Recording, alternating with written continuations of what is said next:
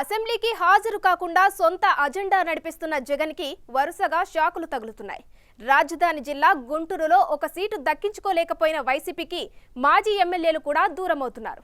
పార్టీకి రాజీనామా చేయడానికి క్యూ కడుతున్నారు. ఇటీవల నేర చరిత్ర ఉన్న గుంటూరు ఎమ్మెల్సీ లేళ్ల అప్పిరెడ్డి శాసనమండలి పక్షనేతగా నియమితులయ్యారు.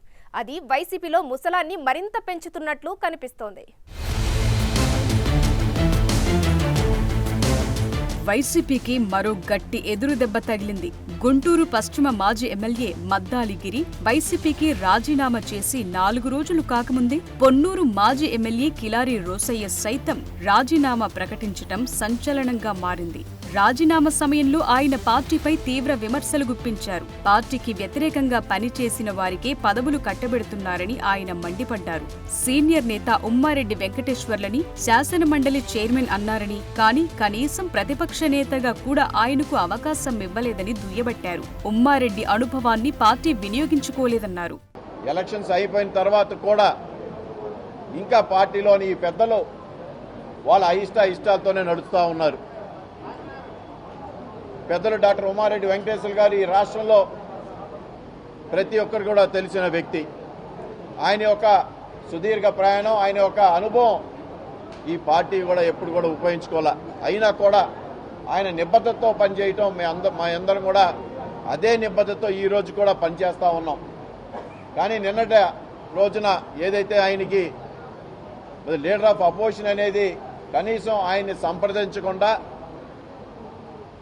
ఈ యొక్క పార్టీలో చాలామందిని మోసం చేసిన వ్యక్తి, చాలామంది ఓటమికి కారైన వ్యక్తికి ప్రమోషన్ల మీద ప్రమోషన్లు ఇచ్చుకుంటూ రావటం వల్ల మాకందరు కూడా ఈ పార్టీలో కొనసాగడానికి మేము ఇక మనస్కరించట్లేదు. కాబట్టి నేను పార్టీ యొక్క సభ్యత్వానికి రాజీనామా తెలియజేస్తానని చెప్పి ఈ సందర్భంగా తెలియజేస్తా ఉన్నా.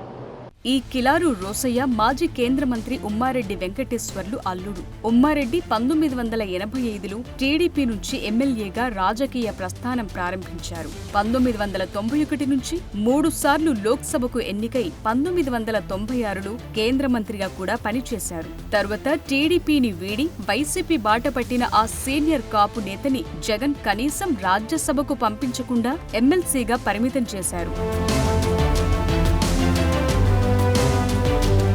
మొన్నటి ఎన్నికల్లో పొన్నూరు ఎమ్మెల్యేగా ఉన్న ఉమ్మారెడ్డి అల్లుడు కిలారు రోసయ్యను గుంటూరు ఎంపీ అభ్యర్థిగా షిఫ్ట్ చేశారు. కేవలం గుంటూరు ఎంపీ అభ్యర్థిగా పార్టీలో సరైన నాయకుడు లేకపోవటం వల్లే ఆ షిఫ్టింగ్ జరిగింది.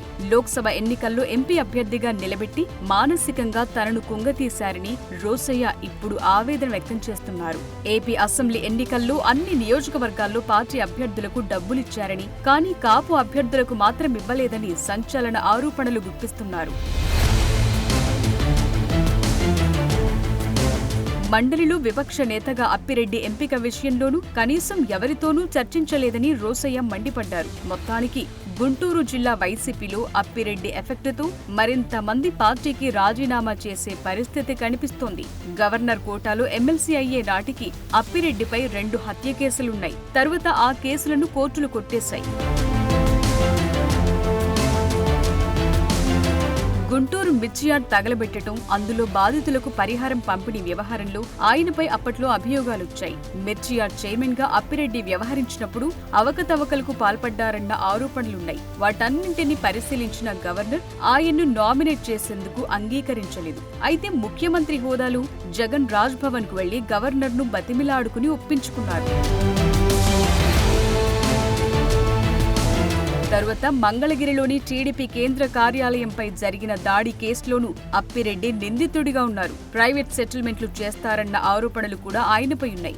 ఎమ్మెల్సీలో ఇంకెవరూ లేనట్లు, అలాంటి క్రిమినల్ చరిత్ర ఉన్న నాయకున్న ప్రతిపక్ష నేతను చేసేదని వైసీపీ నేతలే మండిపడుతున్నారు. తాజాగా ఆ ఎఫెక్టుతోనే కిలారు రోసయ్య వైసీపీకి రాజీనామా చేశారు. ఎమ్మెల్సీ ఉమ్మారెడ్డి కూడా అదే బాట పట్టే పరిస్థితి కనిపిస్తోంది. ఉమ్మారెడ్డి లాంటి సీనియర్ పార్టీకి దూరమైతే శాసన మండలిలో వైసీపీకి కౌంట్ డౌన్ స్టార్ట్ అయినట్లే అన్న అభిప్రాయం వ్యక్తమవుతోంది.